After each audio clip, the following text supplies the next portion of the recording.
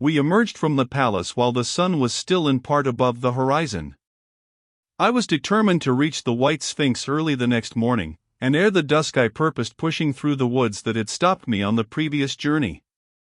My plan was to go as far as possible that night, and then, building a fire, to sleep in the protection of its glare. Accordingly, as we went along I gathered any sticks or dried grass I saw, and presently had my arms full of such litter. Thus loaded, our progress was slower than I had anticipated, and besides Weena was tired. And I, also, began to suffer from sleepiness too, so that it was full night before we reached the wood.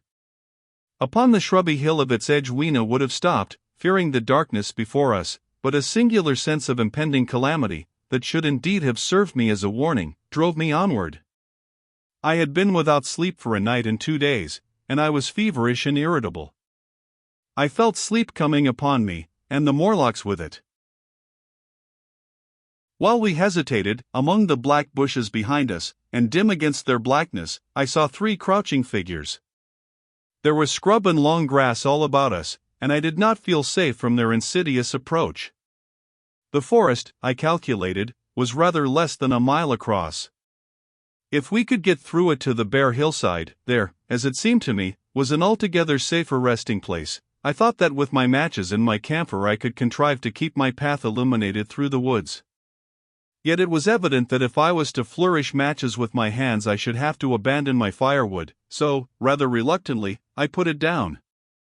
And then it came into my head that I would amaze our friends behind by lighting it.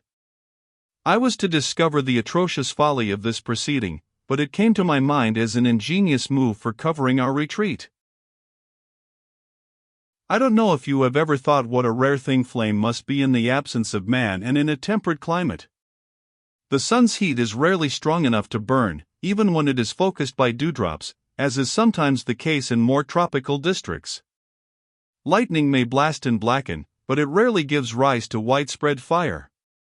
Decaying vegetation may occasionally smolder with the heat of its fermentation, but this rarely results in flame. In this decadence, too, the art of fire-making had been forgotten on the earth. The red tongues that went licking up my heap of wood were an altogether new and strange thing to Weena. She wanted to run to it and play with it. I believe she would have cast herself into it had I not restrained her. But I caught her up, and in spite of her struggles, plunged boldly before me into the wood. For a little way the glare of my fire lit the path. Looking back presently, I could see, through the crowded stems, that from my heap of sticks the blaze had spread to some bushes adjacent, and a curved line of fire was creeping up the grass of the hill. I laughed at that, and turned again to the dark trees before me. It was very black, and Weena clung to me convulsively, but there was still, as my eyes grew accustomed to the darkness, sufficient light for me to avoid the stems. Overhead it was simply black, except where a gap of remote blue sky shone down upon us here and there. I lit none of my matches because I had no hand free. Upon my left arm I carried my little one, in my right hand I had my iron bar. For some way I heard nothing but the crackling twigs under my feet, the faint rustle of the breeze above, and my own breathing and the throb of the blood vessels in my ears. Then I seemed to know of a pattering behind me. I pushed on grimly. The pattering grew more distinct, and then I caught the same queer sound in voices I had heard in the underworld. There were evidently several of the Morlocks, and they were closing in upon me. Indeed, in another minute I felt a tug at my coat, then something at my arm. And Weena shivered violently, and became quite still. It was time for a match. But to get one I must put her down. I did so, and, as I fumbled with my pocket, a struggle began in the darkness about my knees, perfectly silent on her part and with the same peculiar cooing sounds from the Morlocks. Soft little hands, too, were creeping over my coat and back, touching even my neck. Then the match scratched and fizzed. I held it flaring, and saw the white backs of the Morlocks in flight amid the trees. I hastily took a lump of camphor from my pocket, and prepared to light it as soon as the match should wane. Then I looked at Weena. She was lying clutching my feet and quite motionless, with her face to the ground. With a sudden fright, I stooped to her. She seemed scarcely to breathe. I lit the block of camphor and flung it to the ground, and as it split and flared up and drove back the Morlocks and the shadows, I knelt down and lifted her. The wood behind seemed full of the stir and murmur of a great company. She seemed to have fainted. I put her carefully upon my shoulder and rose to push on, and then there came a horrible realization.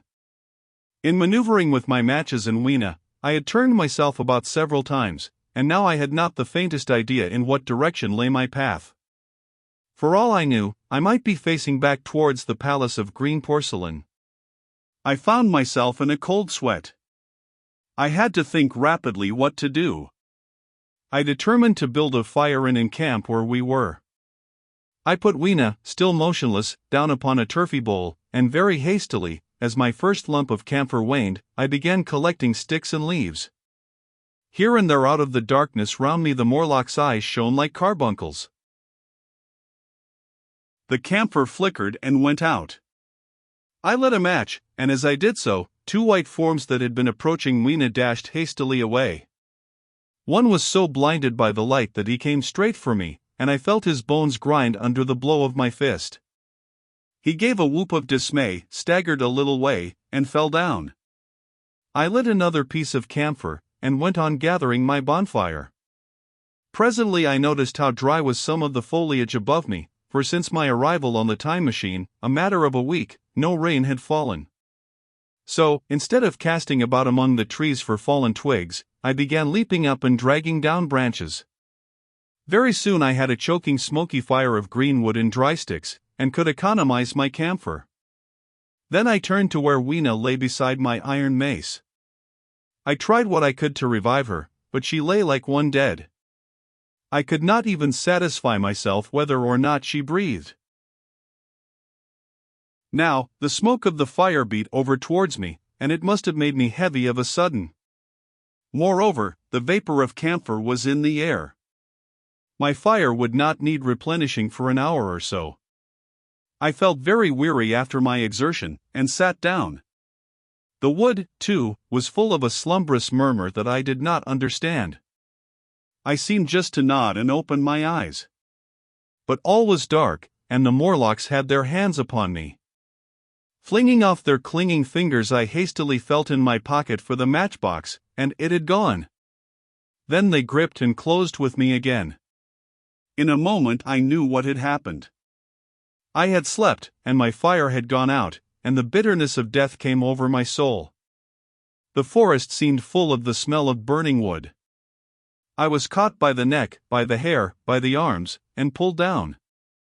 It was indescribably horrible in the darkness to feel all these soft creatures heaped upon me. I felt as if I was in a monstrous spider's web. I was overpowered, and went down. I felt little teeth nipping at my neck. I rolled over, and as I did so my hand came against my iron lever. It gave me strength. I struggled up, shaking the human rats from me, and, holding the bar short, I thrust where I judged their faces might be. I could feel the succulent giving of flesh and bone under my blows, and for a moment I was free. The strange exultation that so often seems to accompany hard fighting came upon me. I knew that both I and Weena were lost, but I determined to make the Morlocks pay for their meat. I stood with my back to a tree, swinging the iron bar before me. The whole wood was full of the stir and cries of them. A minute passed. Their voices seemed to rise to a higher pitch of excitement, and their movements grew faster. Yet none came within reach. I stood glaring at the blackness. Then suddenly came hope. What if the Morlocks were afraid? And close on the heels of that came a strange thing. The darkness seemed to grow luminous. Very dimly I began to see the Morlocks about me, 3 battered at my feet, and then I recognized, with incredulous surprise, that the others were running, in an incessant stream, as it seemed, from behind me, and away through the wood in front. And their backs seemed no longer white, but reddish. As I stood agape, I saw a little red spark go drifting across a gap of starlight between the branches, and vanish. And at that I understood the smell of burning wood, the slumbrous murmur that was growing now into a gusty roar, the red glow, and the Morlock's flight. Stepping out from behind my tree and looking back, I saw, through the black pillars of the nearer trees, the flames of the burning forest. It was my first fire coming after me. With that I looked for Weena, but she was gone.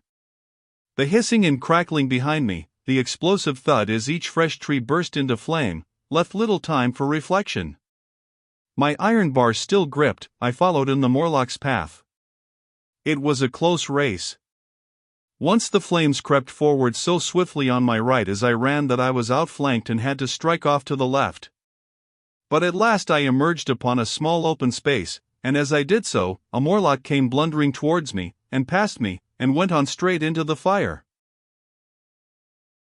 And now I was to see the most weird and horrible thing, I think, of all that I beheld in that future age. This whole space was as bright as day with the reflection of the fire. In the center was a hillock or tumulus, surmounted by a scorched hawthorn. Beyond this was another arm of the burning forest, with yellow tongues already writhing from it, completely encircling the space with a fence of fire. Upon the hillside were some 30 or 40 Morlocks, dazzled by the light and heat, and blundering hither and thither against each other in their bewilderment. At first I did not realize their blindness, and struck furiously at them with my bar, in a frenzy of fear, as they approached me, killing one and crippling several more. But when I had watched the gestures of one of them groping under the hawthorn against the red sky, and heard their moans, I was assured of their absolute helplessness and misery in the glare, and I struck no more of them. Yet every now and then one would come straight towards me, setting loose a quivering horror that made me quick to elude him. At one time the flames died down somewhat, and I feared the foul creatures would presently be able to see me. I was thinking of beginning the fight by killing some of them before this should happen, but the fire burst out again brightly, and I stayed my hand. I walked about the hill among them and avoided them, looking for some trace of Weena. But Weena was gone. At last I sat down on the summit of the hillock, and watched this strange incredible company of blind things groping to and fro, and making uncanny noises to each other, as the glare of the fire beat on them. The coiling uprush of smoke streamed across the sky, and through the rare tatters of that red canopy, remote as though they belonged to another universe, shone the little stars. 2 or 3 Morlocks came blundering into me, and I drove them off with blows of my fists, trembling as I did so. For the most part of that night I was persuaded it was a nightmare. I bit myself and screamed in a passionate desire to awake. I beat the ground with my hands, and got up and sat down again, and wandered here and there, and again sat down. Then I would fall to rubbing my eyes and calling upon God to let me awake. Thrice I saw Morlocks put their heads down in a kind of agony and rush into the flames. But, at last, above the subsiding red of the fire, above the streaming masses of black smoke and the whitening and blackening tree stumps, and the diminishing numbers of these dim creatures, came the white light of the day. I searched again for traces of Weena, but there were none. It was plain that they had left her poor little body in the forest. I cannot describe how it relieved me to think that it had escaped the awful fate to which it seemed destined. As I thought of that, I was almost moved to begin a massacre of the helpless abominations about me, but I contained myself. The hillock, as I have said, was a kind of island in the forest. From its summit I could now make out through a haze of smoke the palace of green porcelain, and from that I could get my bearings for the White Sphinx.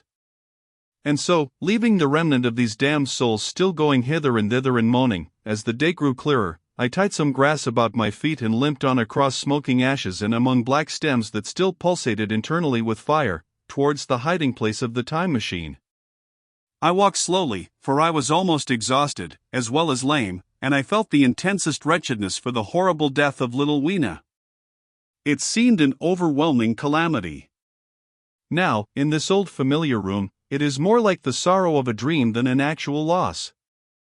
But that morning it left me absolutely lonely again, terribly alone.